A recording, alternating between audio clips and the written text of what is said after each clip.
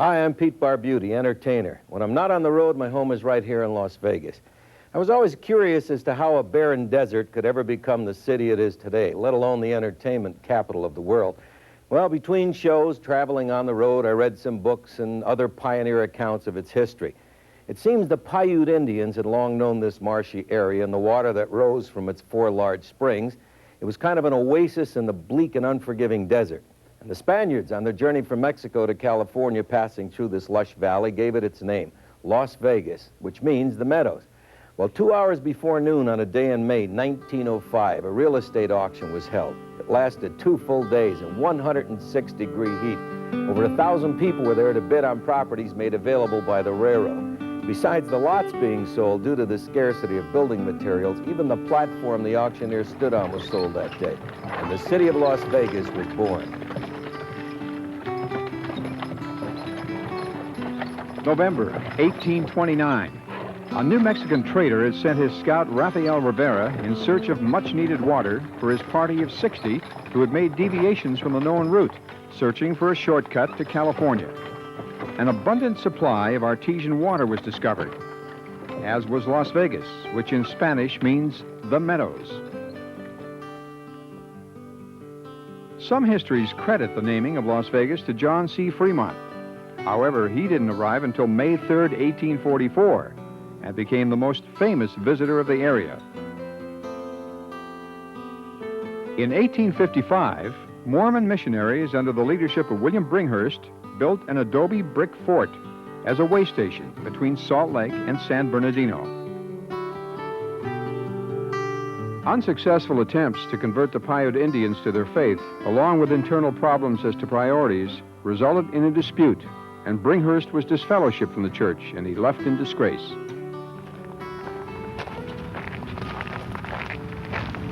Every major change in the early days of Las Vegas seemed to center around the Mormon fort. The remains stand at the corner of Washington and Las Vegas Boulevard North. The fort was the site of the first post office established in 1856. However, no records can be found of any transactions during its 7-year life. Where the Mormons had failed, a gold prospector, Octavius Decatur Gass, succeeded. Repairing the Mormon fort, he developed the water resources and other holdings. In 1879, he borrowed $5,000 from wealthy rancher Archibald Stewart, using the ranch as collateral. Unable to pay the note when due, the Stewarts took over in 1882. Gass, who pioneered the development of the Las Vegas Valley, was largely forgotten at the time of his death. The waters of the Las Vegas Springs provided a welcome respite from the scorching desert heat as traveler and resident took advantage of this plentiful supply. Adjoining the Stewart Ranch was the Kyle Ranch. It was the scene of numerous tragedies, the most notable of which the feud between Archibald Stewart and a Kyle ranch hand. A shootout between the two left Stewart the loser. It's said because finished lumber was so scarce, Mrs. Stewart removed the doors from the house to build a coffin for her husband. The serenity of the desert meadows, which had never been crossed by steel rails, was invaded by surveyors and construction workers as the push to connect the Atlantic and Pacific Oceans by rail got underway. In 1905, a railroad car was used as depot and express office in anticipation of a land auction soon to be held. R.A. McWilliams had about 1,500 people living in his town site. Hardy souls made a temporary shelter along Las Vegas Creek. And by early May, McWilliams' town site was in the race for the investor dollar with the railroad and Clark's Las Vegas town site. Applications for lots exceeded those available, and it was decided to hold a land auction. For every lot, 3 buyers were ready with money in hand. At 10 a.m., May 15, 1905, C.O. Whitmore introduced Ben E. Rhodes, and gavel in hand, he opened the sale. About 3/4 of the lots were sold in the 2-day sale, and the city of Las Vegas was born. By 1909, after serving its purpose, the old railroad car that served as depot and express office was replaced with this permanent structure. Across from the depot at Fremont and Main stood the Overland Hotel.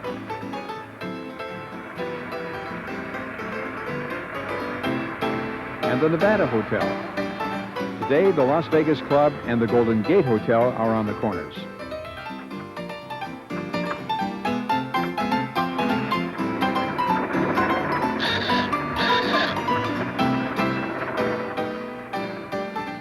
Early business developed quickly, and Las Vegas called itself the City of Destiny. Boasting a population of 1,250, it listed 5 general merchandise stores, 6 good hotels, 2 handsome churches, 10 miles of graded and curbed streets, an electric light plant, telephone exchange, grade schools, a high school along with 1 hardware store, 1 drugstore, 3 barber shops, 2 meat markets, 1 bakery, 6 restaurants, 1 plumber, a moving picture show, 5 attorneys, 2 doctors, 2 dentists, 2 billiard halls, 2 newspapers, and 11 bars and saloons.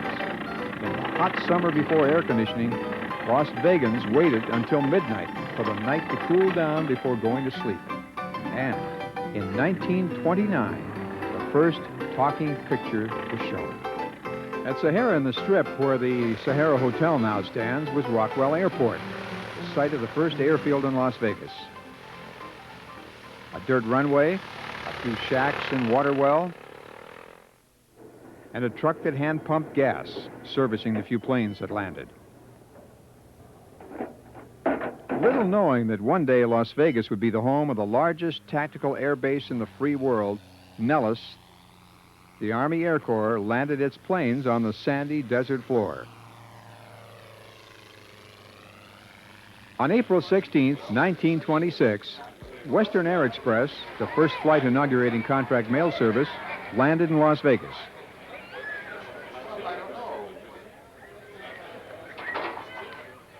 The mail was delivered, and the Pony Express met the Air Express.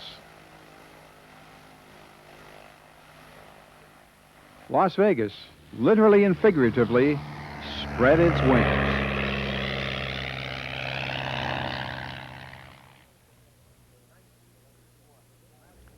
It was 1931, and dramatic events occurred which would forever change the character, ambiance, and economy of Las Vegas.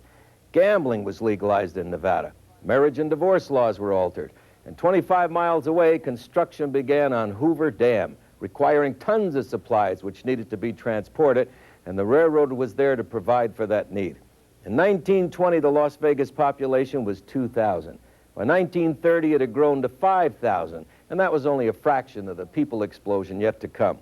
Just before World War II, a gunnery school was opened 9 miles north of Las Vegas, and that Las Vegas Army Gunnery School stimulated another surge in the city's population and economy. Las Vegas was really growing up. With gaming legalized and divorce laws changed, the selection of Las Vegas for a railroad division point construction of Hoover Dam, providing employment for more than 5,000 workers, bolstered the economy while the rest of the nation suffered through the Great Depression. Times were good, and those who weathered the hardships of a doubtful beginning realized that Las Vegas had an unfulfilled, yet unknown destiny. It gives me extraordinary pleasure to see the great dream I have long held taking form in actual reality of stone and cement. This dam is the greatest engineering work of its character ever attempted at the hand of man. The waters of this great river, instead of being wasted in the sea, will now be brought into use by man. The names Boulder Canyon Dam and Boulder Dam were used, but the name Hoover Dam was restored by the 80th Congress in April 1947. In 1940, having served its purpose, the 1909 depot, influenced by Spanish architecture, was replaced by what at the time was proclaimed by architects as one of the most beautiful in design, superlatively complete in appointments, and the world's first streamlined, completely air-conditioned passenger station. Looking east on Fremont Street, you can see most of the city ended where Maryland Parkway is today. The rest of the world didn't start out too well in the 40s, but in Las Vegas, it was different. Slot handles were pulled, delivering payoffs in silver. In Europe, another handle was pulled, a bombardier's. The payoff was death and destruction, and Hitler was laying the foundation for World War II. The headlines of the day forecast a period of uncertainty and apprehension for the future. The first peacetime draft passed Congress on September 16, 1940. Hundreds of men waited for housing to be finished. Residents were urged to take these airmen into their homes until the new training base, the Las Vegas Army Air Corps Gunnery School, was completed. Negotiations with Japan failed, and they attacked. We interrupt this program to bring you a special news bulletin. The Japanese have attacked Pearl Harbor. A date which will live in infamy. Uncle Sam wanted you. The last cars rolled off the production line. Rosie the Riveter was born, and the last frontier sold war bonds. Would you believe that this was the way we trained aerial gunners? Here you see the instructor using a hand trap to launch clay targets. Note the secretarial chair the trainee is sitting on. This improvised moving base range eventually became a permanent range, replacing the hand-fired clay traps with trap houses alongside the road. A malfunction range was set up, and with less than 1% hits scored on targets towed by B-10 bombers, the range was abandoned as an exercise in futility and wasted ammunition. But the training worked, and the men eventually saw action.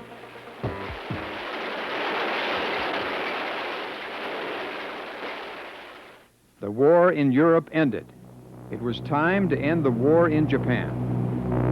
August 5th, 1945, and Hiroshima was the target for the first A-bomb. And President Truman told the world, "The world will note that the first atomic bomb was dropped on Hiroshima. We have used it in order to shorten the agony of war." August 9th, 1945, Nagasaki was leveled. The surrender offer accepted. The war ended. Gas rationing was over. Travel bans and restrictions were lifted at Hoover Dam. And America, without the privations of wartime rationing, started thinking about having a good time. Truman was president, and the West still seemed wild. Attempting to preserve this frontier and Western image, the Last Frontier Hotel built a replica of a Western town.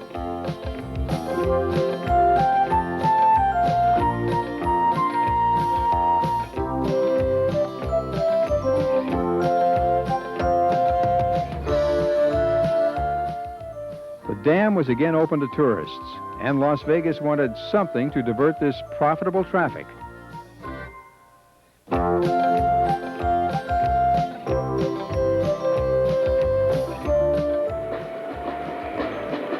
Wild West and Frontier was established, and Eldorado Days was the attraction.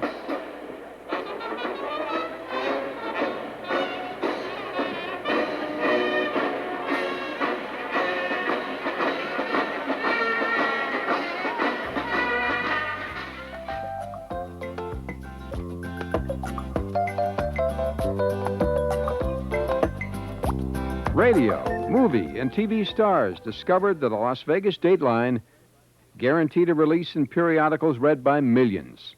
The discovery of Las Vegas by Hollywood as the ideal location to premiere movies began early. In 1912, E.W. Griffith built the Majestic Theater.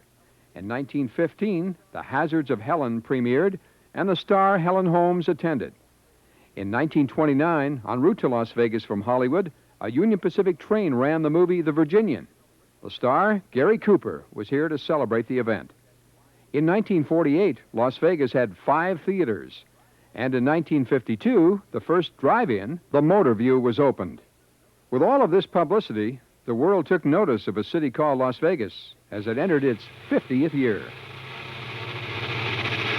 And they came by train, by plane.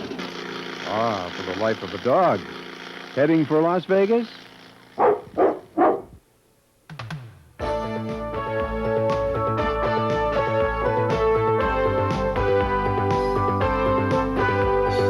This is what they came to see. This is Fremont Street, called by many Glitter Gulch.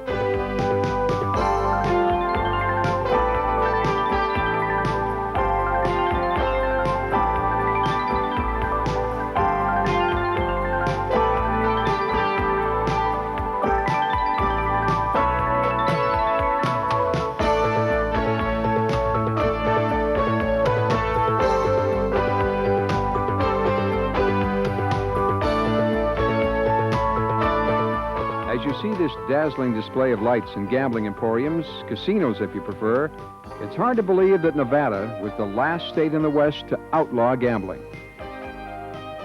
Midnight, October 1st, 1910, and the law became effective. You couldn't even flip a coin for the price of a drink. The fact that games of chance were illegal at any time is not widely known. In 1931, the Nevada legislature passed a law legalizing gambling. The measure was authored by Phil Tobin, a northern Nevada rancher. Strange as it may seem, Tobin never visited Las Vegas and had no interest in gaming, and claimed to have sponsored the legislation only to raise taxes for public schools, never dreaming that his bill would create an industry that would become the state's largest.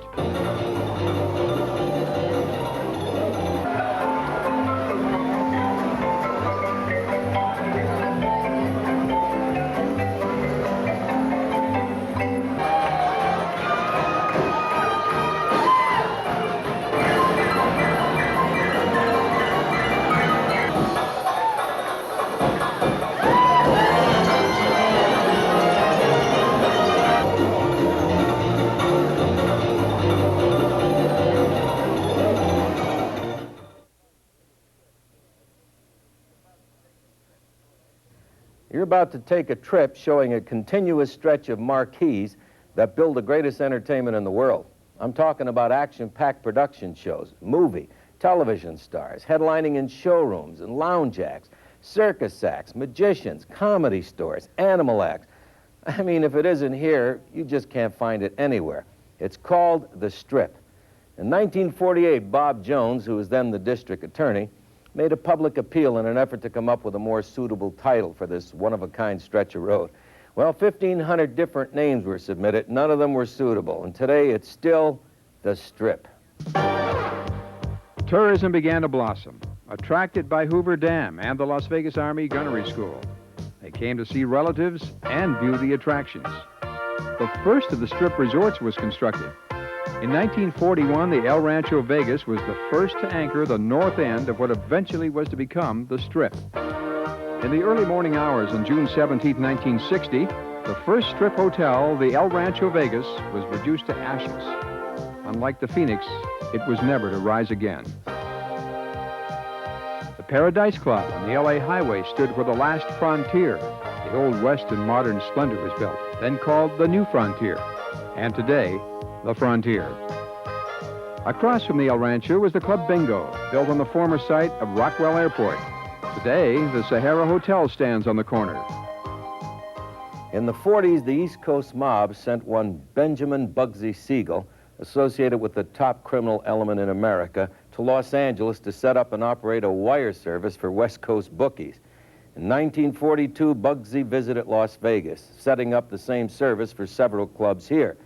Las Vegas, Hollywood, and Beverly Hills became his playground. And bankrolled by the mob, his insatiable ego and a dream of going legit was to be satisfied by building a resort hotel and casino. Kicking the desert sand one day was his way of breaking ground for one of the world's most luxurious resorts, the Flamingo Hotel. Bugsy Siegel's carpet joint changed the frontier and Old West image of Las Vegas. Don Payne of the Las Vegas News Bureau made these comments about Bugsy. When Bugsy Siegel opened the Flamingo Hotel, he's the guy that began the real promotion of Las Vegas. He had the foresight to recognize that Las Vegas had the potential to become a really big tourist attraction, and he wanted to capitalize on it. Frankly, I think if we ever get into the business of building statues to the pioneers that had that foresight, one of the first ones ought to be of Bugsy Siegel. It's too bad his vision couldn't foresee the ultimate fate that awaited the guy. Infatuated with Hollywood, he filled the showroom with top acts and talent. The Flamingo opened December 26, 1946, and Jimmy Durante with Eddie Jackson were the headliners. Lena Horne debuted at the Flamingo.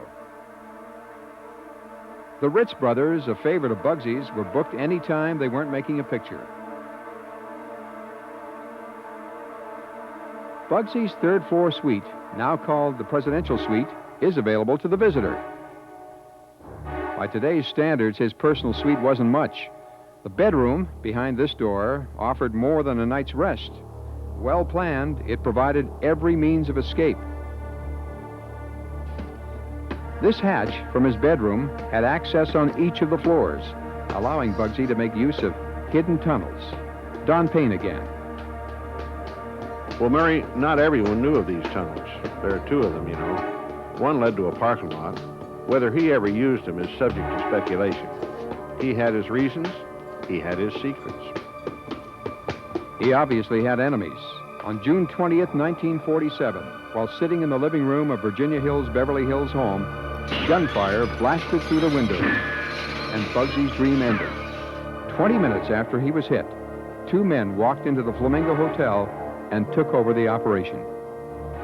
Better known for having blood on his hands, he did, however, have a green thumb. This is Bugsy's rose garden. The big red roses were the result of a nutrient known only to Bugsy. Curiously, some of Bugsy's associates vanished suddenly, never to be found. Rumor has it that if you stand on this spot under a full moon, you can hear three muffled voices say, "Bugsy, I like the roses, Bugsy." Bugsy opened the Flamingo in 1946, ending the halt to construction created by World War II. And in September 1948, the Thunderbird opened. The Desert Inn, April 1955. December 1952, the Sands. The Sahara, October 1952. A champagne tower was added to the Flamingo in 1953. The desert skyline changed in April 1955 when the 9-story Riviera became the first high-rise. The last frontier became the new frontier. A 30-foot Sultan topped the dunes in May 1955. At the south end of the strip was the Hacienda. April 1957, the Tropicana debuted. And the Stardust opened in 1958.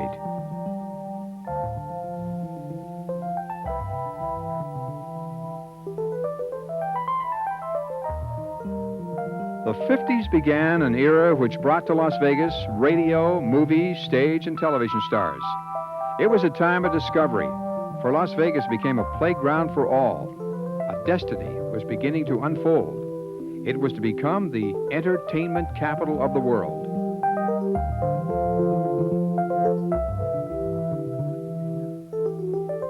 The curtain came down on this odyssey of the 50s as casinos and hotels relinquished their independence.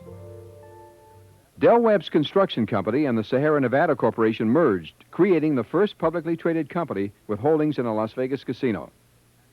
Howard Hughes saw the potential, adding land and hotels to his acquisitions. the corporate invasion began.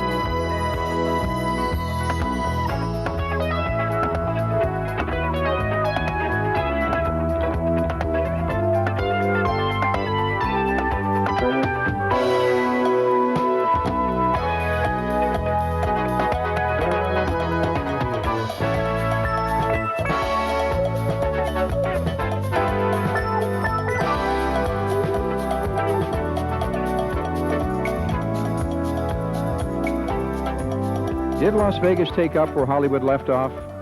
Could be, but of this there is no doubt. Las Vegas is the entertainment capital of the world.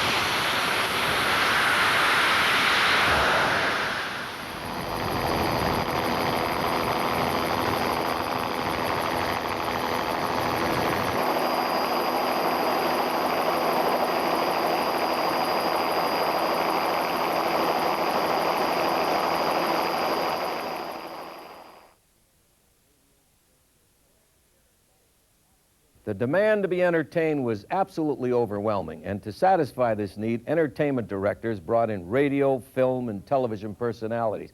They filled the showrooms, the lounges, and even more importantly, they filled the casinos.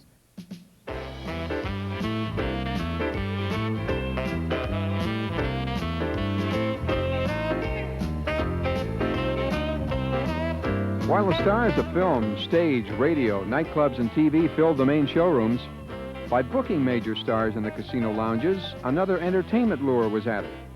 Originally, the lounge was strategically placed by the casino pit to keep customers from wandering too far away. This all changed in 1954, and for the next 16 years, the price of a drink entitled you to see the greatest stars on earth. And lounge hopping became a part of the Las Vegas excitement and vocabulary.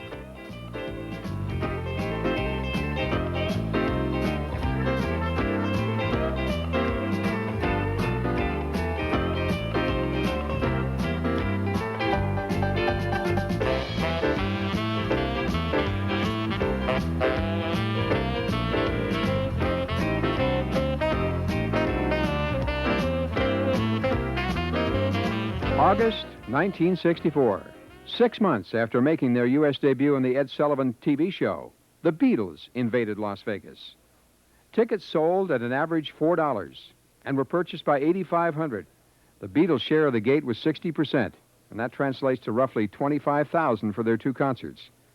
The Las Vegas Convention Center was the only structure large enough to hold the crowd. The marriage may not have been made in heaven, but when the stars were married in Las Vegas, it made headlines. John Rival of the Las Vegas News Bureau. Editors read the Las Vegas Dateline. Hollywood's film colony knows this. They come to Las Vegas to get married, not because of the no waiting period, but because the Las Vegas Dateline in a newspaper drew more attention than if they got married in New York, Chicago, or someplace else. The stars came, and so did the presidents. Harry Truman. In 1954, Ronald Reagan. In tux, he did a soft shoe, told jokes, and was master of ceremonies at the last frontier. Star Wars was around long before the movie. They came to see and be seen. At times, there were more stars as guests in the showrooms than on stage. An appearance in Las Vegas guaranteed a remark in the gossip columns of Hedda Hopper and Luella Parsons, and they were read by millions. When you visited Las Vegas, you could rub elbows with the stars in the showrooms and casinos. It gave you another reason to be there. What if you did lose a few bucks gambling? You went home, told all who would listen, tales imagined and real. For Las Vegas was a state of mind, and you had a willing audience. These are the stars came to see. But this just didn't happen. The Las Vegas News Bureau writers and photographers haunted showrooms and casinos, sending stories and pictures, spreading the word about this unique city that had no clocks in the casinos and no locks on their doors.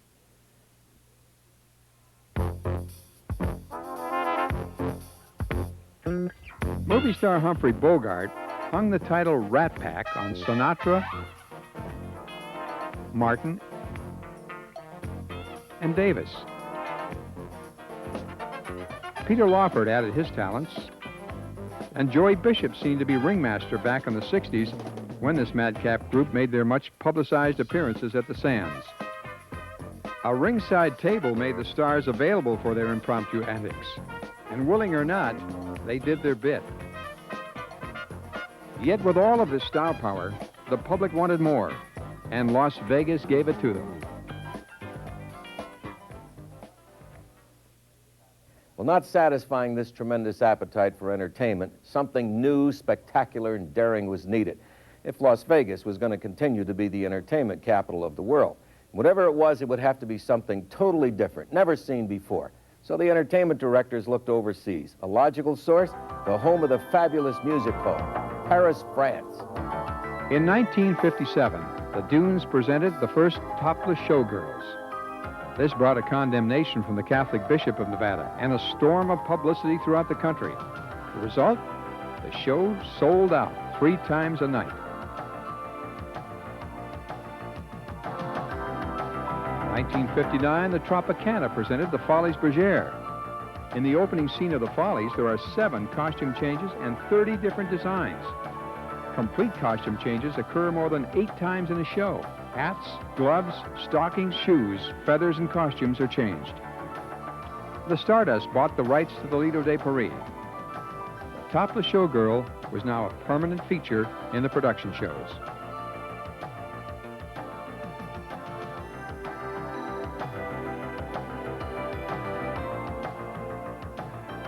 But the show couldn't go on without wardrobe, lights, sound, orchestra, rehearsal,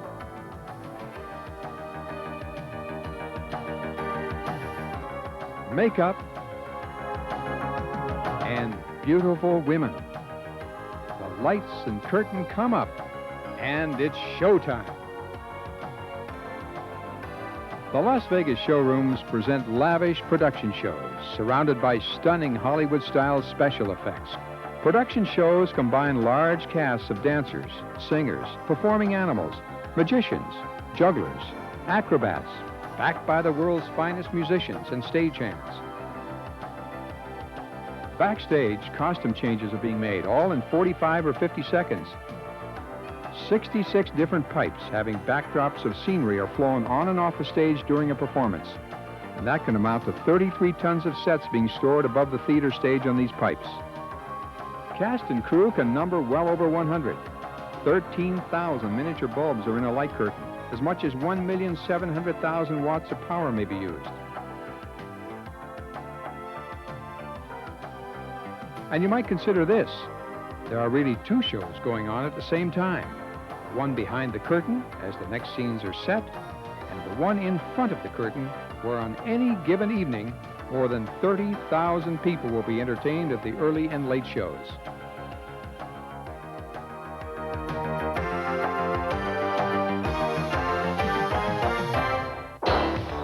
Those entertainers of the past are being remembered by the entertainers of today who portray these legends.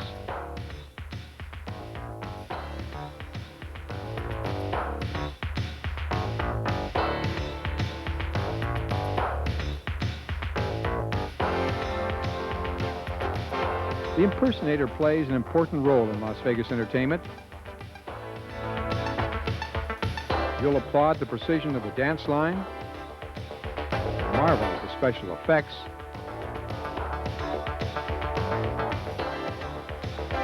time is turned back to the roaring 20s. Be delighted with an aquacade. Only in Las Vegas could the master illusionists Siegfried and Roy present their magic in a setting complementing their talents. But they are the personification of show business elite. Truly, beyond belief. Las Vegas, it's magic.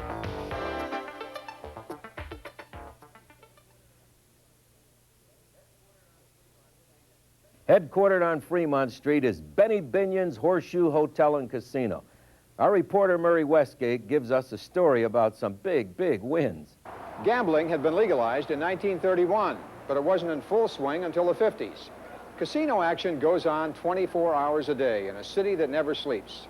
We're at Benny Binion's Horseshoe Club, one of the few remaining sole proprietorships left. One in which the owner sets the rules. He doesn't have to answer to any board or corporate bottom line operation. Truly, one of the few gamblers left. At the Horseshoe Club, the largest winning single wager at blackjack, or 21 if you prefer, one wager, one win, $100,000 for the card player with a stack of blacks. Kenny Rogers isn't the only one that knows when to hold them or fold them. For one steel-nerved player won the world's largest poker pot, $958,000 at a horseshoe table. Keno, long a favorite, established another win record for a player. The ticket paid $151,000. And if you're really a gambler, try this for a winner. A single bet, a throw of the dice, and you pocket $777,000. I'm certain everyone has heard of a floating crap game, but have you ever really seen one? Well, John Rival of the Las Vegas News Bureau describes the Las Vegas version. We got the idea of putting together a publicity shot with a floating crap game. So we took a crap table out of the Sands Casino. We shot the game for UPI and moved it on the wire, and it went all over the world. And here's another item that made news. A gambler known only by the name of Tom placed a $1 million bet on the don't pass line and lost to the roll of a 7 at Binion's Horseshoe Casino. Yes, Big Brother is watching. It's called the Eye in the Sky. It's a far cry from early days when gaming disputes were settled by gun or rope. Today, the Eye protects you, the dealer, and the casino.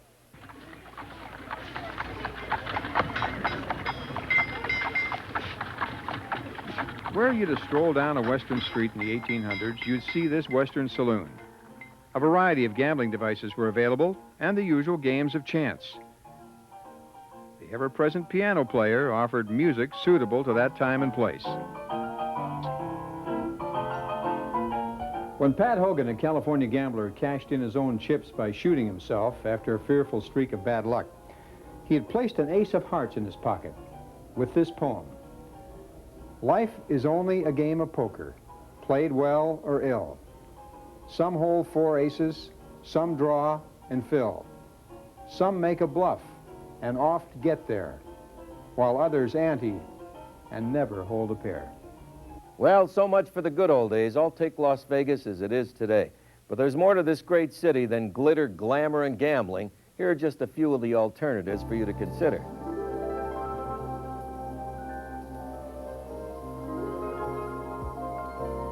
The growth of Las Vegas was a series of concepts fostered by outside events. Emerson stated, "Man is not great in his goals, but in his transitions." The construction of the Las Vegas Convention Center is an example. In 1959, the World Congress of Flight opened at the Convention Center, bringing people from all over the world to this awesome display of air power, transportation, and weaponry. A background of missiles provides a contemporary setting for a World War I SPAD and its pilot, and the weapons of that war. The O. The X-15, the first aircraft to fly twice the speed of sound. Note the resemblance to the F-16 flown today. The attraction of a single-level facility makes Las Vegas a major choice for conventions. And Las Vegas had discovered a means to bolster off-season revenue in the resort industry.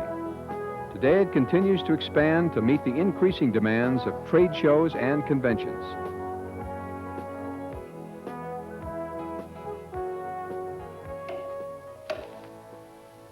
There's an abundance of tennis courts and golf courses in Las Vegas.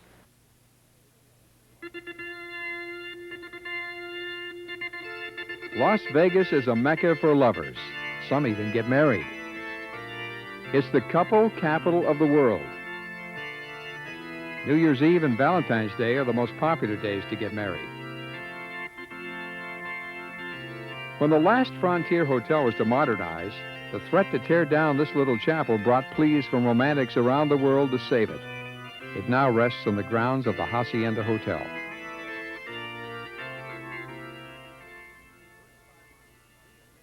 "35 miles from Las Vegas is Hoover Dam.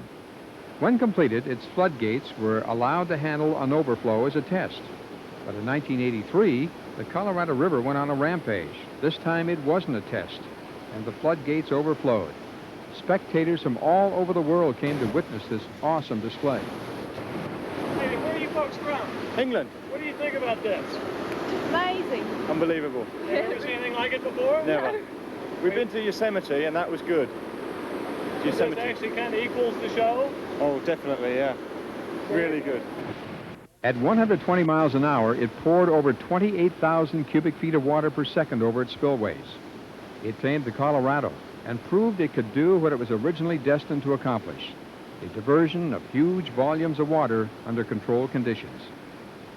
The construction of the dam provided Las Vegas with another source of revenue from locals and visitors, Lake Mead Recreational Area. With 550 miles of shoreline, more than 6 million visitors a year swim, fish, boat, and camp on its waters and shores. West of Las Vegas is Red Rock Canyon, a magnificent view of brilliantly colored sandstone. Snow-covered Mount Charleston offers winter skiing at Lee Canyon. And in summer, it offers an escape from the heat with beautiful forests and picnic facilities. Northwest of Las Vegas is the Nevada test site. In the 50s, above-ground testing of nuclear devices was conducted. Had you been at the test site, this is what you would have seen. This Chamber of Commerce film shows what it looked like from Fremont Street. In a few seconds, you will witness a scene often viewed by the residents of Las Vegas, but an unusual thrill for the visitor. When these scenes were being filmed, scientists were standing by at the Nevada Proving Grounds 100 miles away to detonate an atomic device. Watch closely for a man-made sun.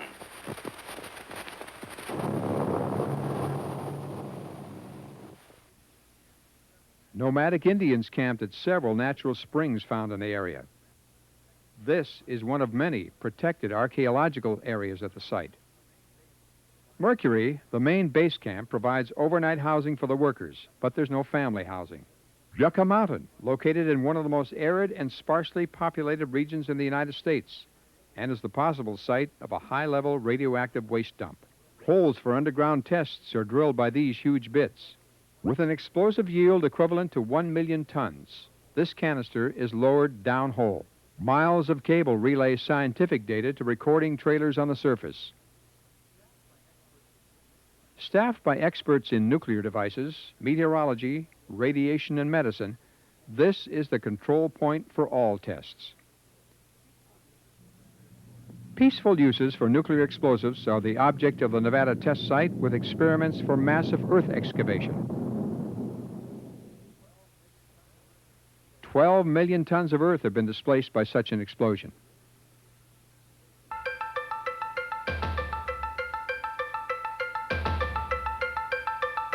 A few miles northeast of Las Vegas is the world's largest tactical air command, Nellis Air Base, named after Lieutenant William H. Nellis, a native of Searchlight in Las Vegas, who was shot down on his 69th mission over Europe. Host for a world gunnery meet, Operation Gunsmoke, Nellis is the training base for all phases of Air Force gunnery, rocketry, and bombing. Nellis is the home of the world-famous Air Force demonstration team, the Thunderbirds. Las Vegans and visitors love them. They've waited through hours of scorching heat, freezing or rain-drenched flight lines to watch the demonstration. Captain Jim Benson, Public Affairs Officer, met us in this new hangar that houses offices, museum, and a theater. Jim, what's the purpose of the Thunderbirds? Our mission for all this since 1953 has been to recruit young men and women for Air Force careers, have them think about the Air Force as a good opportunity to start their life, and also to help keep the quality people that we have in the Air Force to stay in for the long term.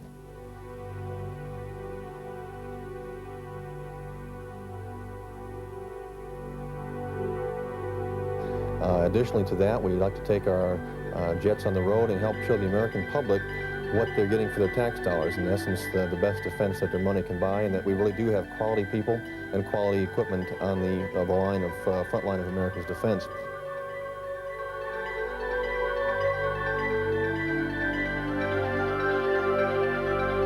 As you'll see visiting around the squadron today, we are in our 8th aircraft now, flying the F-16A Fighting Falcon. You know, Murray, we've been talking about the F-16, which is the current aircraft the Thunderbirds are flying right now. Let's go out and take a look at one close-up. Well, Murray, you can see behind me we're at the Nellis flight line, one of the busier ones around. And we've got 2 of the F-16s that the Thunderbirds are currently flying behind me. The aircraft are very capable performers. They can fly twice the speed of sound and higher than 50,000 feet. This, of course, requires exceptional performance from our pilots, who are seasoned veterans and have at least 1,000 hours in jet or fighter time before deciding to apply for the Thunderbird team. And of course, they go through a very extensive and rigorous training period of about 4 months before they go into the demonstration season.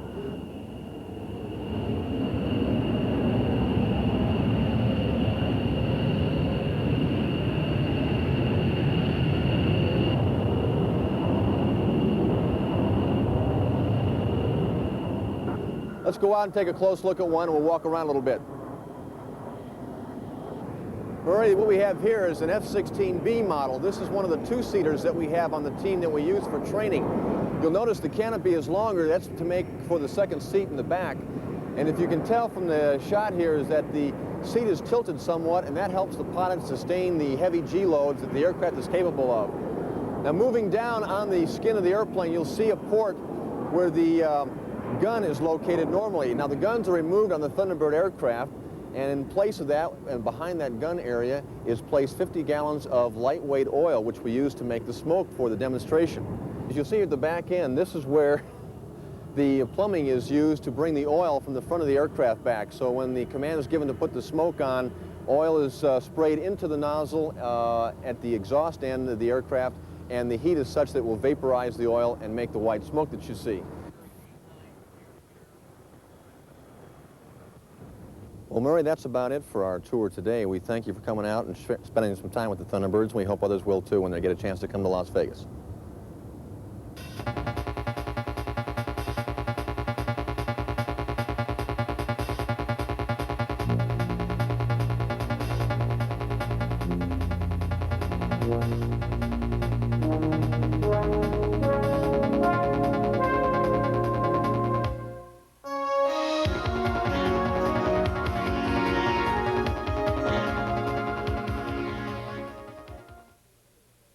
Earlier, a statement was made that in a performance, there really are two shows going on at once. Well, that's true, the one in front of the curtain and the one behind the curtain. In Las Vegas, a major portion of this city's 24-hour population is serving the millions of visitors in front of the curtain. But behind the curtain, you'll discover the other Las Vegas. The obvious is easily overlooked.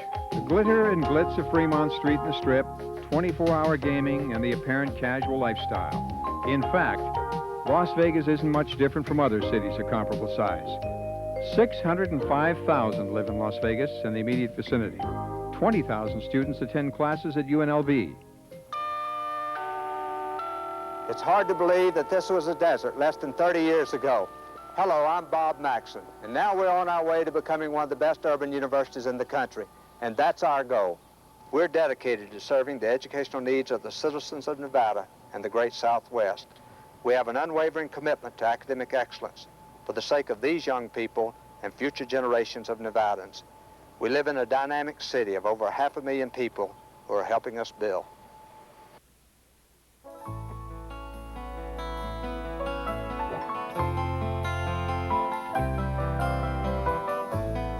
Las Vegas has more churches per capita than any other city in the world, 236 more or less, serving 40 denominations.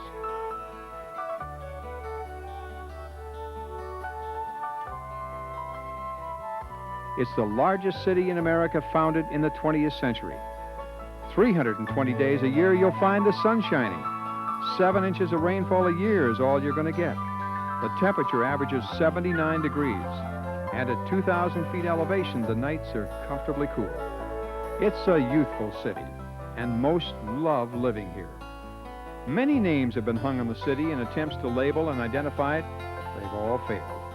For life away from the Strip and Fremont Street is life anywhere, USA. As early as 1940, shopping centers appeared in Las Vegas. The first large covered mall, the Boulevard, opened in 1968.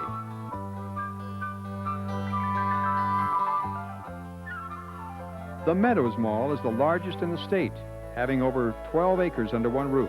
It opened in 1978. The prestigious Fashion Show Mall opened on the Strip in 1981.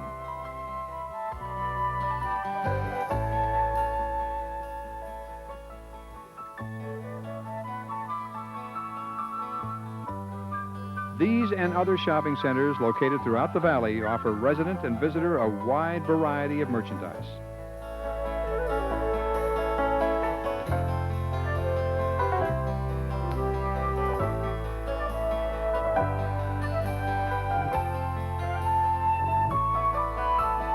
In 1905, life began for Las Vegas just north of this hotel. The 1940 depot was torn down to build it. A transportation center now serves as arrival and departure points for city buses.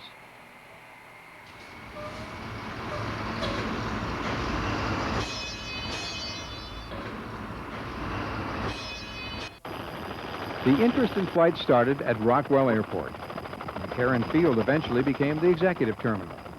Realizing that air travel was to have a substantial impact on its growth, and not being able to satisfy the constant pressure from the traveler, trade show attendees and others, all wanting greater and faster accessibility to this unique city, construction of McCarran 2000 began. In the 1900s, the Army Air Corps Ford Trimotors were the first to land on the desert runway. Today, the Concorde sets the pace for the future.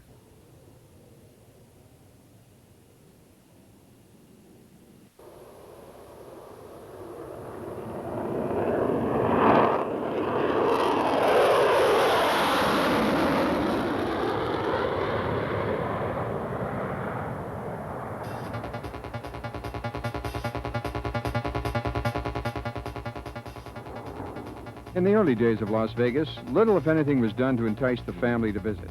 Today, that's all changed. Its mild desert climate, combined with a desire to make Las Vegas a destination for the whole family, resulted in correcting the image of mob influence that died years ago. As a matter of fact, little if anything was known about mob influence until the death of Bugsy Siegel, which carried the influential Las Vegas dateline. The pioneers provided a foundation for a future. It may bill itself as the entertainment capital of the world, a diamond in the desert. But a closer look will reveal as proclaimed in the 1900s. It's a city of destiny. Las Vegas, having been born in the desert, is a survivor.